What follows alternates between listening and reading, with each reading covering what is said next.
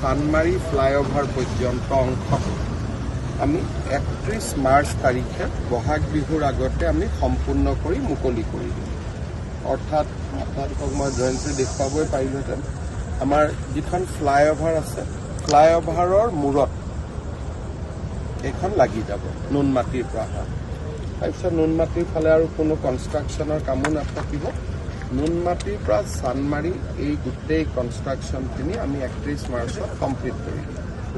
চানমাৰীৰ পৰা দীঘলী পুখুৰীখিনি আমি 2026 চনৰ জানুৱাৰীৰ ভিতৰত চেছ কৰিবৰ বাবে আমি প্ৰচেষ্টা হাতত লৈছোঁ। কিমান পাৰোঁ এমাহ দুমাহ ক'ব নোৱাৰোঁ, কিন্তু সেইটো প্ৰচেষ্টা থাকিব। কিন্তু লাহে লাহে আমাৰ মাটিৰ তলৰ কামবিলাক নোহোৱা হৈ যাব।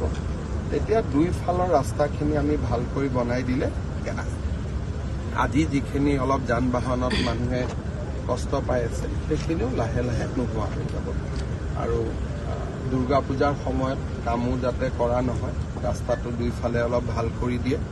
আৰু পূজাৰ ভিৰৰ মাজৰ সময়খিনিত ফ্লাইঅভাৰৰ কামটো বন্ধ ৰাখিব। এই ধৰণৰো কেইটামান নিৰ্দেশ মই PWD ডিপাৰ্টমেণ্টক দিছোঁ।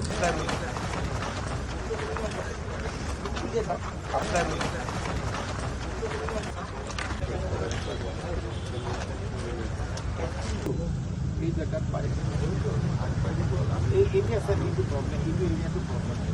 পৰা চানমাৰী ফ্লাইঅভাৰ পৰ্যন্ত অংশ আমি 31 মাৰ্চ তাৰিখে বহাগ বিহুৰ আগতে আমি সম্পূৰ্ণ কৰি মুকলি কৰি দিম।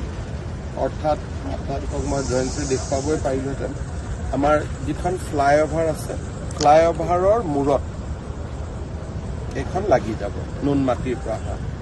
তাৰপিছত নুনমাটিৰ ফালে আৰু কোনো কনষ্ট্ৰাকশ্যনৰ কামো নাথাকিব। নুনমাটিৰ পৰা চানমাৰী এই গোটেই কনষ্ট্ৰাকশ্যনখিনি আমি 31 মাৰ্চত কমপ্লিট কৰি দিম।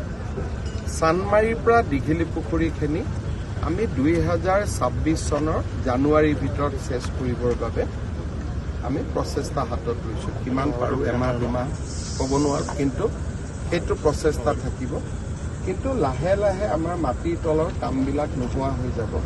তেতিয়া দুইফালৰ ৰাস্তাখিনি আমি ভালকৈ বনাই দিলে আজি যিখিনি অলপ যান বাহনত মানুহে কষ্ট পাই আছে সেইখিনিও লাহে লাহে নোহোৱা হৈ যাব।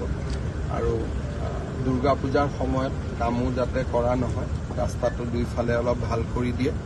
আৰু পূজাৰ ভিৰৰ মাজৰ সময়খিনিত ফ্লাইঅভাৰৰ কামটো বন্ধ ৰাখিব। এই ধৰণৰো কেইটামান নিৰ্দেশ মই PWD ডিপাৰ্টমেণ্টক দিছোঁ।